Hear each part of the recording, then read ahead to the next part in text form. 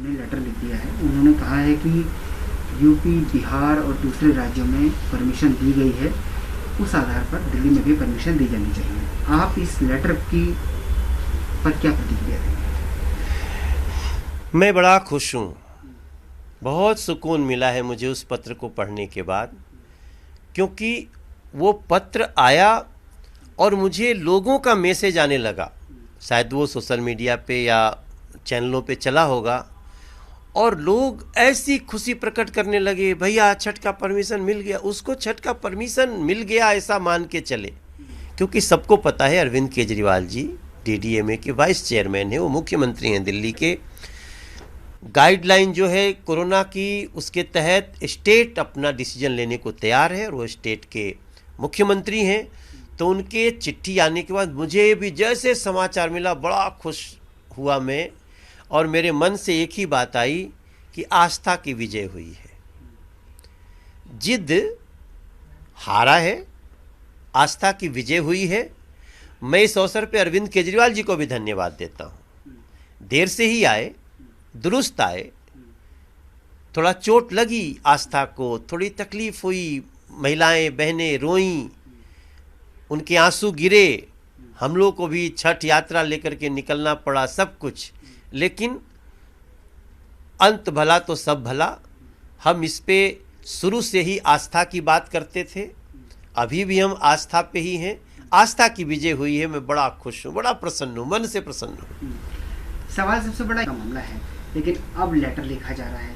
इन दो अलग अलग चीज़ों को कैसे देख रहे हैं आप? मैं समझता हूँ ना कि दिल्ली सरकार, दो ही बात हो सकती है, या तो वो कंफ्यूज्ड है, या तो उसको इन त्योहारों के बारे की वैज्ञानिकता नहीं पता, न तो पता करना चाहते हैं। तभी ऐसा हो सकता है, क्योंकि अब अरविंद केजरीवाल जी का आज का चिट्ठी हम सबको खुशी दिया, लेकिन उनका कुछ दिन पहले एक प्रिंट मीडिया को दिया हुआ बयान कि नहीं छठ पे प्रतिबंध तो रहेगा, वो भी हम देखते हैं। उसके पहले जब ये प्रतिबंध लगा तो वाइस चेयरमैन है और वहाँ पे तो कोई और है नहीं, दिल्ली सरकार है, अधिकारी हैं। तो मैं समझता हूँ कि कहीं ना कहीं अनाड़ीपना है दिल्ली सरकार में। आम आदमी पार्टी की जो दिल्ली सरकार है उसका अनाड़ीपना झलकता है। लेकिन चूंकि अब उन्होंने बात मान ली, मैं उनको भी धन्यवाद देना चाहता हूँ। लाखों लोगों की आस्था को आज बहुत राहत मिली है, और मैं सबसे प्रार्थना करता हूँ कि सभी लोग कोरोना गाइडलाइन के साथ छठ मनाएं। हमने जो जो बातें कही थी, हमने कहा था ना कि जब हर स्टेट में हो रहा है छठ, तो दिल्ली में ना हो इसका कोई मतलब ही नहीं है। अगर कोरोना संकट किसी भी स्टेट में है तो नदियां तो हर जगह बह रही हैं। गंगा जी में हर की पैड़ी पर लाखों लोग स्नान कर रहे हैं, वही पानी हम दिल्ली में गंग नहर से ला के पीते भी हैं। तो अब हम ज़्यादा कुछ आज नकारात्मक बात सोचना ही नहीं चाहते हैं। आज ये आस्था की विजय हुई, थोड़ी सी जिद थी वो टूट गई, छठ होगा, हम बहुत प्रसन्न हैं। मनोज जी, पहले छठ को लेकर अनुमति नहीं, अलग अलग जगहों पर जाकर लोगों में जागरूकता पैदा की, लेकिन अब आपको नहीं लगता है कि जब छठ की परमिशन मिल गई है तो ऐसे में लोगों में कोरोना को लेकर अवेयरनेस फैलाने के लिए भी एक यात्रा की ज़रूरत है, ताकि लोग सतर्कता के साथ मनाएं, उसको सोशल डिस्टेंसिंग का पालन करें? ऐसा करने की आवश्यकता लगती है आपको? ये विचार अभी पिछले हम लोग आधे घंटे से ऐसा विचार कर रहे हैं, और निश्चित रूप से जो छठ यात्रा है उसमें 58 यात्राएं तो फिक्स हो चुकी हैं। 58 जगह से लोगों ने अपना अपना आज यहाँ आइए, आज यहाँ आइए, कोई नरेला, कोई मेहरौली, कोई उधर नजफगढ़ में, कोई बदरपुर में। तो ये अलग अलग जो लोग हैं उन्होंने जो समय फिक्स किया है, अब मैं उसमें जाऊंगा, कैंसिल नहीं करूंगा। आपने अच्छा सुझाव दिया, एएनआई के सुझाव का मैं धन्यवाद करता हूं। इसको हम कोरोना गाइडलाइन का पालन करते हुए हमें छठ करना है, इस अवेयरनेस के लिए इसको धन्यवाद यात्रा और अवेयरनेस यात्रा बना लूँगा। कल से हम देख रहे हैं कि बीएसएफ के अधिकार क्षेत्र को बढ़ाए जाने को लेकर राज्य और केंद्र सरकारों में ठन गई है।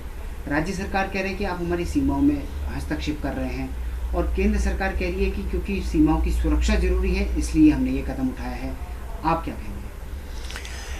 देखिए, राष्ट्र की सुरक्षा तो सर्वोपरि है, इसलिए ये जो निर्णय हुआ है इसका पूरे हर राज्य को इसका समर्थन करना चाहिए, स्वागत करना चाहिए केंद्र के इस निर्णय का। देखिए, मैं एक्सटर्नल अफेयर्स स्टैंडिंग कमेटी का सदस्य था करीब 1.5 साल तक, और उस दौरान हमने एक विषय रखा था, क्योंकि वो विषय हमें बीएसएफ के कई अधिकारियों से, ख़ास तौर से जो पश्चिम बंगाल के बॉर्डर से जुड़े हुए बांग्लादेश और पश्चिम बंगाल के जो भारत का बॉर्डर है, वहाँ से शिकायत आ रही थी कि हम जैसे एक अपराधी को 8 बार पकड़े और 8 बार वही पकड़ाया, मतलब कि वो पकड़ाया, एफआईआर करने का अधिकार लोकल गवर्नमेंट को था और वो फिर छूट गया, वही आदमी 8 बार पकड़ाया जाता है। तो अगर ये स्थिति है और राष्ट्र सुरक्षा सबसे बड़ा है, तो ऐसी स्थिति में इसका स्वागत होना चाहिए, क्योंकि बीएसएफ को 50 किलोमीटर तक नियंत्रित करने का भी और अपराध को भी एफआईआर करने का अधिकार मिल गया। ये भारत की जो इंटरनल सिक्योरिटी है और जो भारत के बॉर्डर से जुड़ी हुई जो इंटरनल सिक्योरिटी है, उसके लिए बहुत बड़ा मानक बन के उभरेगा। सर, आज संघर्ष की जीत हुई है, इस मौके पर छठी मैया को नमस्कार करते हुए गाना गा दीजिए सभी दर्शकों को। जी, मैं बिल्कुल गाना चाहता हूँ। आज तो इतना मन खुश है कि बहुत कुछ गाने का मन कर रहा है, लेकिन आज एक लाइन बड़ी महत्वपूर्ण है। अरे छठी माई के होई है परबिया, मनवा बाटे हर साय, लोगवा आवे हर साय। अरे चली है लालन लेके डलवा, छठिया होई है जरूर, सूरज बाबा सुनी है जरूर। सुनी लिहली छठी माई अरजिया, छठिया होई है जरूर, कृपा करी है माई जरूर, छठिया होई है जरूर। बहुत बहुत शुभकामना सबको, सबको फल दे माई, सबको खुश रखे। कैप्टन अमरिंदर का मैं धन्यवाद करता हूँ। उन्होंने मुख्यमंत्री रहते भी ये बातें कही थी, तो वो भी एक बॉर्डर स्टेट के मुख्यमंत्री रहे, तो मैं बिल्कुल सहमत हूँ। और इसमें वही सवाल उठाएगा जिसकी नीयत में खोट होगा। समाजवादी पार्टी के नेता की जिस तरह का डिसअपॉइंटमेंट हमको फील्ड में दिखाई दे रहा है, उससे लग ऐसा रहा है कि इस बार हमको 400 सीटें मिलने वाली हैं। देखिए, अखिलेश जी शायद वो ऑस्ट्रेलिया में पढ़े हैं ना, तो शायद वो पढ़ाई कुछ और होगी। हमारे 403 सीटों में उत्तर प्रदेश के उनको 400 का सपना आ रहा है, उनको देखने का अधिकार भी है। लेकिन अगर इतना बड़ा उनको समर्थन का एहसास है, तो फिर सड़क क्यों जाम करवाए हुए हैं, फिर सड़कों पे तांडव क्यों मचा रहे हैं? जिसकी ताकत जमीन पे होती है ना, वो सड़क नहीं गिरवाता। इसलिए अखिलेश यादव जी को अपनी ताकत पे भरोसा या तो नहीं है, और अगर है तो फेक है।